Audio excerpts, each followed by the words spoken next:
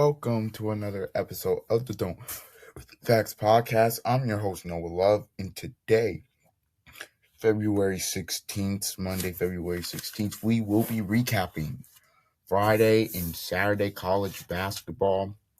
We will also be briefly talking about the All-Star game and giving it a recap. I thought the All-Star game was one of the best they've done in a while, probably since 2020. Thought that was a good All-Star game. We will talk, in terms of college basketball, we will talk about Wisconsin searching. We will talk about the Miami of Ohio dilemma, even though they're undefeated. We'll talk about the bubble for the NCAA and much more. All this and more on the Don't Argue with the Facts podcast. But let's actually start. I want to go to Friday night because we're going to start in the Big Ten. As you know, I'm a Big Ten fan, and I watch the Big Ten a lot, more than probably any conference. But I'm also very fair and balanced in terms of my analysis. I feel like even if it's the team I like, and none of these two teams are a team I like. I'm just saying Indiana. That was rough yesterday. We could get into that another time. But right now, I want to talk about the Wisconsin Badgers. They beat Michigan State 92-71. They got out in front and they never let up. I mean, Nick Boyd and John Blackwell leading the way with 24 and 29 respectively. The Badgers hit 15 threes to thoroughly dominate the Michigan State Spartans. What a week. After the tough loss to Indiana in overtime, what a way to respond. You get the OT win against Illinois 92-90, and then you get at home to Michigan State, which is essentially puts you as a lock for the NCAA tournament. They're essentially a lock. Now, unless they really crumbled here down the stretch, they'd be very hard. They have two of the best wins in the country on the road at Illinois and at Michigan, and now they just beat Michigan State at home. Wisconsin surging, and they're gonna be a dangerous team come March. And I felt this, this is the third straight year I felt this way. You got to give a lot of credit to Greg Gard. This is not the same team that lost to USC. It's not. It's not. This is not the same team that lost back-to-back games to Nebraska and Villanova by 30 and 10, respectively. This team, their ability to shoot the three ball, their ability to stretch you out offensively. John Blackwell, 3-level scorer. Nick Boyd, you know what you're going to get. This league, man, it doesn't disappoint. And now they're right there for a double bye in the Big Ten tournament. I mean, they're right there. I mean, they're obviously that Nebraska's loss is going to loom large, but right now not even a double bye, it's a triple bye now because everybody gets into the Big Ten tournament has a shot. But yeah, those top four, triple bye basically. So look, they're surging at the right time. I think Wisconsin's ability to shoot the three from anybody on the floor who comes shoot the free three off the bench, they've got it. They're gonna be, to me, the line they can get up to at best is maybe the 7 line, potentially 6. Either way, if you're one of those top seeds, you better hope they're not in 8, because if they get into that round of 32, that is a matchup because they can get so hot from 3. They in their dribble penetration, they can cause so much trouble. Really. And when they get hot, they get hot. And they could get hot at any time in the game. And their ability to make threes and just keep fighting is really just remarkable to me. So the Badgers, look, they pick up a big win here Uh, Going forward, their next game's at Ohio State. That we'll talk about Ohio State later on because I brutal. But big win for them. Big win for the Badgers. They're surging at the right time, and it's a team you don't want to play. Uh, let's go to Miami of Ohio. They stay undefeated. Right now in the MAC. They won it on Friday night, 90-74. They're a very good team. They're 25-0. This is where I kind of get pissed off. If you didn't see, there was a CBS did a bracketology. Right now, they're projected, if they win a conference, to be the 11th seed. Or right now they are an 11th seed. That's not the issue. The projection said they're projected to be out. What?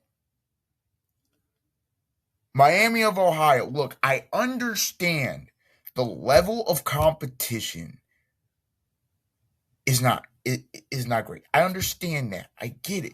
But when you look at Miami of Ohio, if it was easy to be undefeated in any conference, everybody would do it. Everybody would do it. They're still undefeated. They're winning games left and right. They had a couple games where they were surviving, but then you've got a couple other games where they're just smashing teams. Miami of Ohio is a good team. Their ability to stretch the floor, the great guard play that they have, they will be a tough out. This is the issue. I understand the metrics and the quad 1 and the quad 2 and the quad 3 and the quad 4 and the net and all that other jazz. Dog. If they lose one game, they should still be in. And they should be in comfortably. Like they should be in a 10 or an 11. If they lose one game in the MAC title game, and it's in the MAC championship game, and it's by like 2 points, they should be in. They should still be in. If I'm Miami of Ohio, obviously you're not thinking about that. You're just thinking you don't want to take any chances here. And you're just thinking you don't want to take any chances here and obviously lose. And put that up in the hands of the committee. So yeah, look, if you're Miami of Ohio, the fact you got look again, I said it, I understand the metrics, but why it just doesn't make sense to me. When you are undefeated, I don't care what conference you're in. That's hard to do. At this stage of the season, they're the last undefeated team. Michigan has lost a game. Duke's lost a couple games. Arizona, who was the other undefeated team coming to the week, just lost 2 straight games.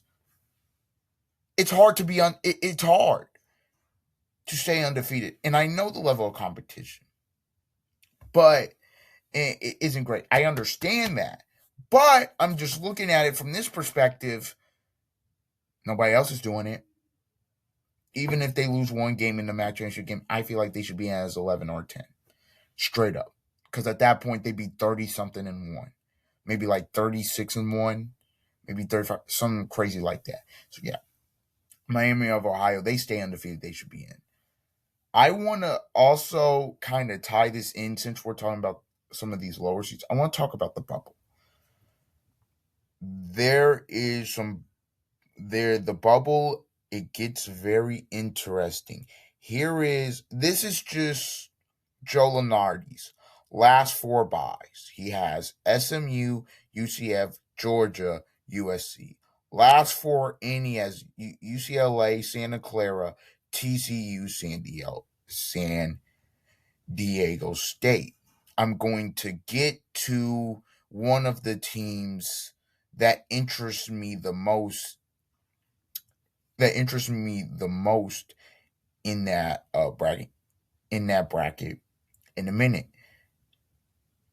in terms of Jerry Palm and what he's got right now. He's got Mizzou as in the first four, TCU in the first four, San Diego State, and Georgia as the first four. Obviously, Georgia's been sliding as of late. The bubble, it's not looking great. It it's not looking great is the point. Look, for me here, talking for me right now, the most interesting team in this, by the way, first four out. So these will be teams that just barely missed. You got Mizzou, Ohio State, New Mexico, California, and the next four out is VCU, VTC, and Hall, West Virginia. Uh, to me, the team that is most interesting on that last four in is TCU. I'm look at TCU's resume, man. It will they get into March? Obviously, I think they still have to pick up some more massive wins. They obviously beat Oklahoma State in a crazy overtime game 95-92. And that Oklahoma State, your hopes are hanging on by a thread. Although you do have an opportunity against Kansas this Wednesday night to kind of put yourself back in the running here. But I'm just looking at TCU's resume. The loss to New Orleans is what stands out. That's the loss that stands out early in the season. Get upset. That that's a loss. That's a bad loss early in the season. You also have some bad losses, like you have Notre Dame at home in overtime by 2 points. That is a horrid loss with the way Notre Dame's season has gone. You also have a loss to, I believe, the worst team in the Big 12, Utah. That's Utah's only conference win is against you. That is a horrendous loss. You also lost by 26 to start February to Colorado. With all that being said, they have some best wins. They beat Florida on a neutral site, which is looking really, really great. They beat Wisconsin on a neutral site, which is looking like, again, another big time win. They obviously beat Iowa State at home, and now they beat Oklahoma State, which I think in the net that would be that's probably a quad one win, because I believe I Oklahoma State's in the top 70. When I'm looking at some of these resumes, I'm going, okay, TCU, they have some bad losses. I just named them off. I know they're gonna have a lot more work to do. But now I'm looking at them and I'm like, is this a team that can make the tournament? Because really, and I know I think they'd be solidly in if they just could hold on to a big lead against Kansas. But I think they're the most interesting team going into the stretch run here of the Big 10, I believe, or the Big 12. I believe they are the most interesting team. I look at you I just look at them. They're gonna have some more opportunities. UCF's a big one. West Virginia's a bubble matchup here coming up. I just look at them and I say, is this a tournament team?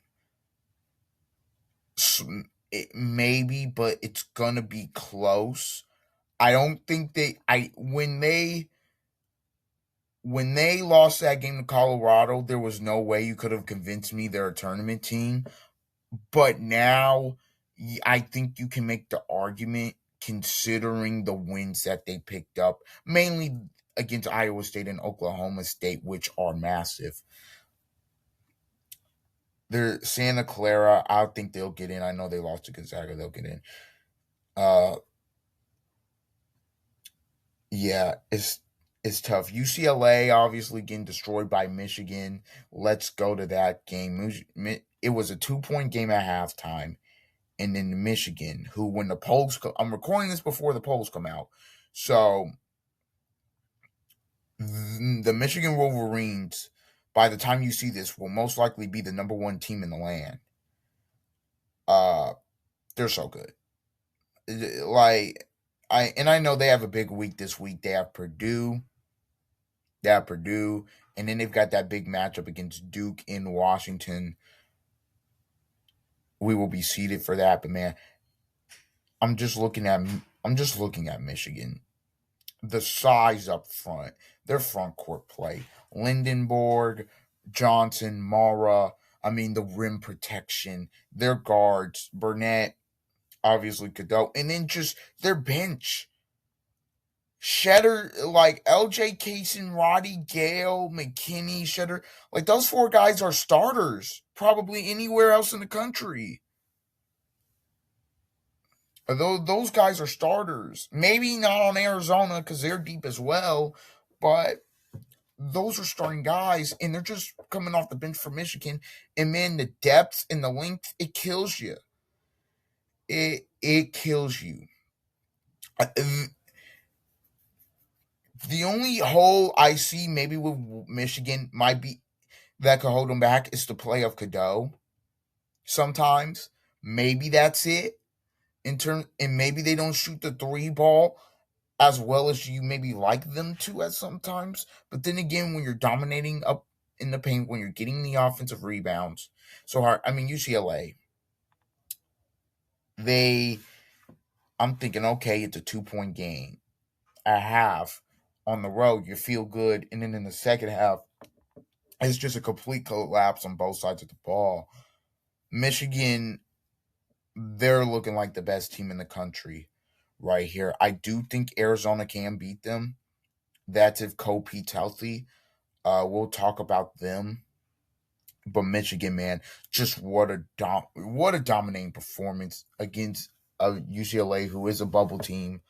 They're obvious. UCLA, I believe they have some big games coming up here. Yeah, they got Michigan State on Tuesday night. Then they got Illinois. Then they got USC. That's a big 3 game stretch that's going to define their season. Here, that is a massive 3 game stretch that's going to define their season coming up. So we will see how that goes. Okay. Now, let's get into Iowa State dismantles Kansas to stop the 8 game winning streak. You don't go into Ames, Iowa and win. I repeat, you don't go into Ames, Iowa and win those games. The Iowa State at home this season, 14-0. They pick up a massive home win against Kansas that returned Darren Peterson, and it was a struggle. Darren Peterson struggled, only had 10 points, 3 of 10. That Iowa State defense, man, they're so tough. Because they're just so, the way they guard you, man, they suffocate you on so many. They just suffocate you on so many levels. And then I look at it from this perspective. They're able to suffocate you, and then they just make timely threes. I mean, Monchilovich, I mean that fadeaway 3 made in the corner, just my goodness. Lipsy, Torrey, like I know when we talk about the best conference, we talk about the Big Ten because I believe it's the most deep conference, and at the top it's crazy. I mean, this Big 12.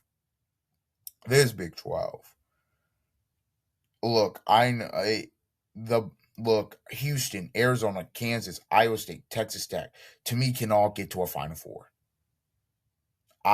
They can all get to a Final Four. All of them. BYU can't anymore because Richie Saunders is out for the year with a torn ACL, and I don't know if the band still can carry them that far. But those other teams, they can get to a Final Four.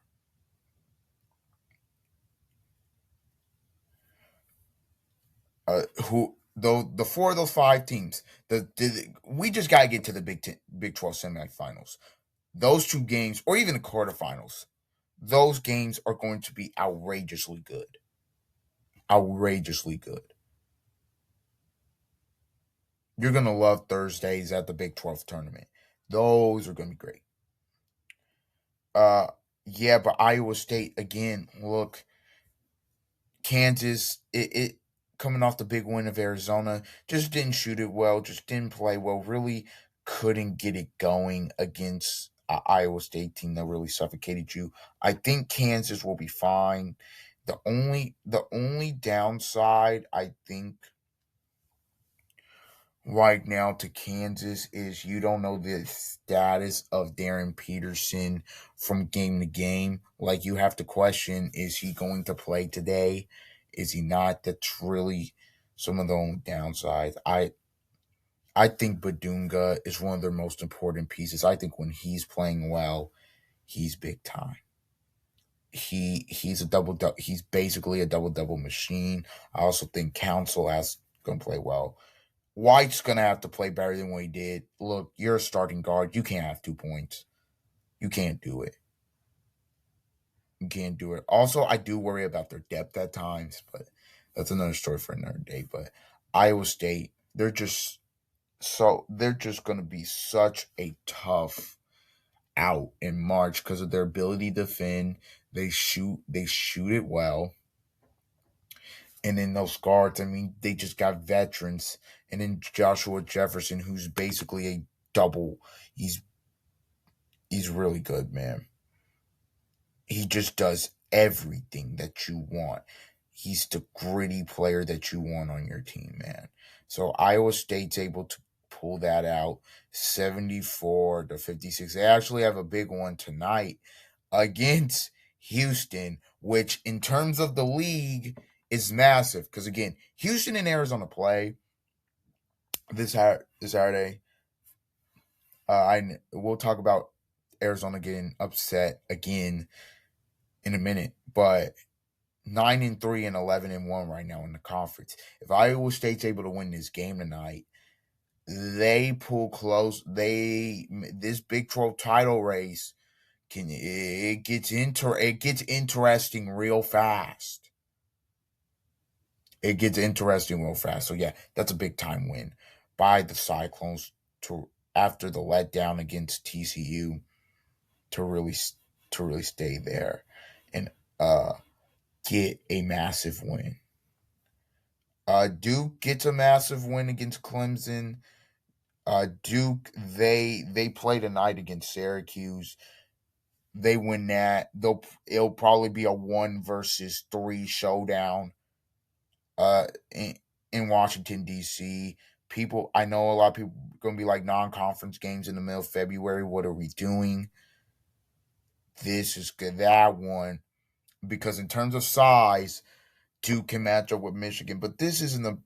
But this game for Duke, this was an okay game. I mean, to me, the key in this game was Isaiah Evans.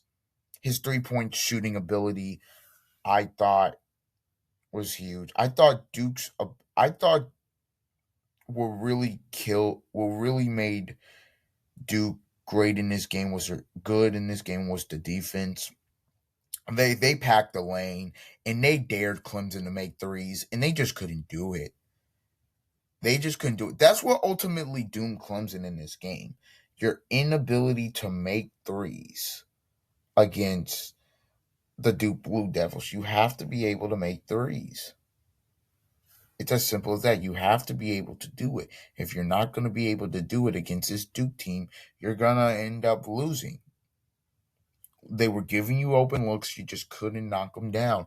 And in a game where it's a 13-point game, look, 25% from three ain't going to get it done. And obviously 35% isn't going to get done either. And I won't even say it's one of Duke's better games. I thought they could play better in this game, but when you're not knocking down threes, Clemson, it's hard to keep up with a team like it's hard to keep up. So look, I still think Clemson is a good team. They had a bad week, but to me, Duke just great win by them. I think what's in the tournament, what's obviously Cameron Boozer's going to be big. I think Nagamba, he's gonna have to stay out of foul trouble. Sometimes he can get into foul trouble, and he's gonna have to stay out of foul trouble. I think what scares me about them is, as much as I like Caleb Foster, do you trust him in the big moments as a point guard? Ah, that's tricky. That's the tricky. I don't really know. That's to me that is really going to be an interesting talking point.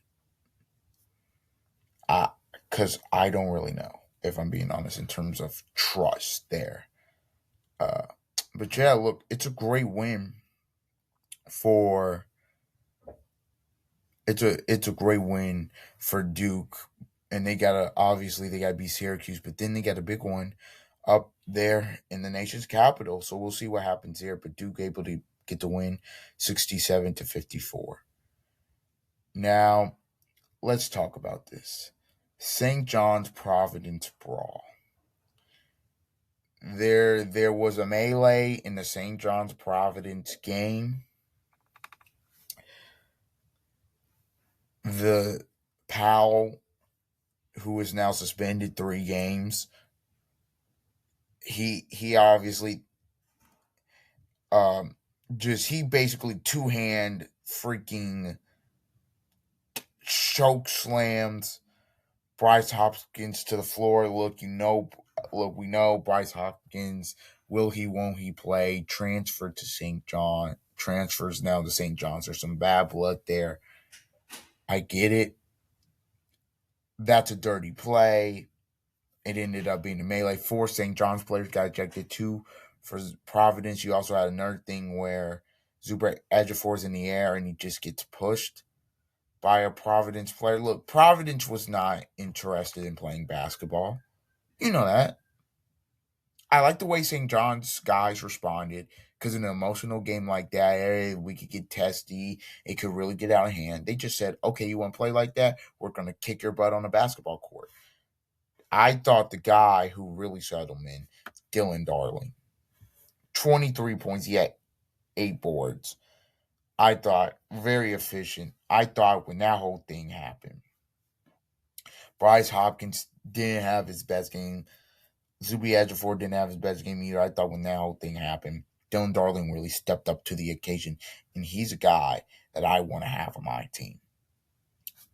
Just stepping up consistently, has stepped up to the moment time and time again. To me, the Big East, the league, that's just unacceptable. I know they gave him 3 games. Probably should have gave him rest of the season. He tried to hurt Bryce Hopkins. He tried to hurt Bryce Hopkins. You can there. I did Kim English. Don't give me no bull answer. Tell me, well, he really got the ball. No, he didn't. He two-handed him to the floor on his face. Easy ejection. Should have been ejected on the spot. The fact they had to go to monitor. Once you saw that fact, you said, "Whoa." Because that's just not there's nowhere that's not basketball play.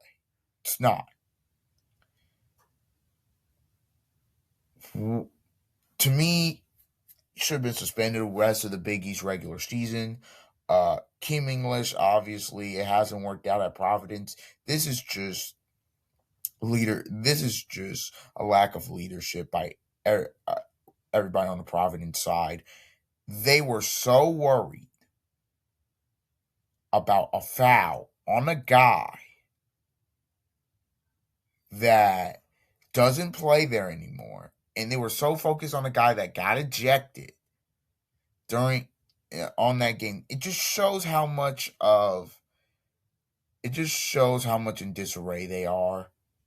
To be fair, they weren't interested in winning that basketball game. They weren't. And then the fans were cheering. That just shows how stupid they are. Again, St. John's won the game because they were interested in actually winning a basketball game. Because I think, they have bigger things on their mind, like the Big East championship and the NCAA tournament. Providence will win neither this season, so really doesn't matter. We can move on from Providence. I really like how St. John's responded. This whole melee, it was a disgrace to the Big East, disgrace to the sport, mainly Providence. And then St. John's, look, if you were Patino, you just get a win and get out of there. That's what they did. Again, at the time, you were up 40-39. You pull that stupid thing, and now dead, done. Yeah, it was just a ridiculous. It was just ridiculous. Let's go to the Gainesville. Florida beats Kentucky 92-83. Florida wins, and Florida surging. I'm using the word surging. That's what they're doing. They are surging big time. Look, early in the season, they had some tough loss. They had some tough losses. Lost on the road at Duke. Obviously, the TCU loss, the Arizona loss early in the season. Kentucky never led. Florida never trailed. Florida's gonna win this SEC going away. I mean, look, the front court, Chinelu was really good. Hauk was big time and with 17, and Condon had it. I think everybody knows their role now, and I think that's a big thing. I also thought the difference in the game. I mean, Clavisar off the bench with 19 was big in this game. Xavier Lee at 22. I know Boogie Flan didn't have the best game. To me, if Florida is going to make a run again, it's going to be about those guards and the way they play. Lee and Flan. How do they play? Do they not turn the ball over? Do they shoot it well? Because their front court's experience, Chinilu's come a long way where they're actually running plays for him now. You obviously know what Condon wants to do. He's not taking threes. He's getting inside, and Hauk can obviously stretch the floor. For Kentucky, it's a tough one. They didn't get much from their bench in this game. Look, they were down early, and they could never string together enough stops. Uh, I do think Kentucky's still fine. They're still a good team, in my opinion. But Florida right now, it just feels like the Florida Gators are on just another level. That's really what it feels like when I watch them. That's really what I feel like when I watch them. So yeah, look, Florida. I mean, they're 19-6 right now. They're climbing up the seed line. They they've got their next three games are at home against South Carolina, on the road at Ole Miss. They got on the road at Texas, which won't be easy. Then they got a big time showdown against Arkansas to end months. That's a big one. And then obviously they play Kentucky to end the season. That's going to be their final regular season game. That Arkansas game is going to be huge because if Arkansas doesn't slip up before that, now look, Arkansas's got tough. They got three tough opponents. They got tough stretch here on the road at Bama on Wednesday night. Then on Saturday they got Missouri at home, and then they got on the road against or at home against a Texas A&M team that's sliding. But if they can win, if Arkansas can win that game's going to essentially be on the 28th for the SEC outright championship. Maybe if Arkansas wins, they get a share, but who knows? And now let's talk about the final game that we had on this Saturday. Texas Tech shocks Arizona 78-75. JT Toppin with 31 and 13. I mean, he was just, whenever they needed a big bucket, JT Toppin on the block was there. He was so tough to stop. You look at Christian Anderson. He played a really good game. I thought, even though he didn't shoot it well, I thought the way he controlled the game and the pace was fine. Now he got a couple fouls in there where I'm like, whoa. Now I didn't love the last shot he took, but it's a different story for another day. Donovan Atwell didn't get it going till late in the second half, but he had some big crucial threes. Obviously, he had the one in the corner to put him up two late. He it was big, but the reason they won this game is JT Toppin. I mean, he just on the inside, don't it? He was clearly the best player in the game. Clearly, he was, and he showed it time and time again. Just too, he was just too good on display. And Texas Tech can beat anyone anywhere. They just went on the road to beat Arizona. They beat Duke in MSG earlier this year. They have another win I'm trying to look for. They have another win here as well. So look, they beat Houston. Yes, Houston at home. So yeah, obviously they beat BYU as well.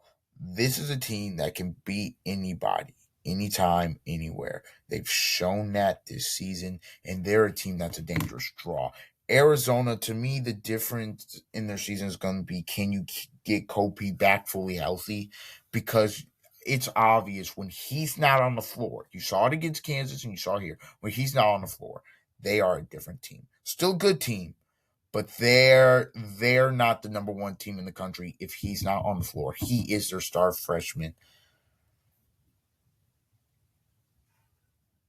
I thought their guards needed to shoot it better. I thought it wasn't the best game from Bradley. I thought Burries was decent. It was okay. I actually thought Toby Awaka coming off the bench was 16 and 12. He played 37 minutes.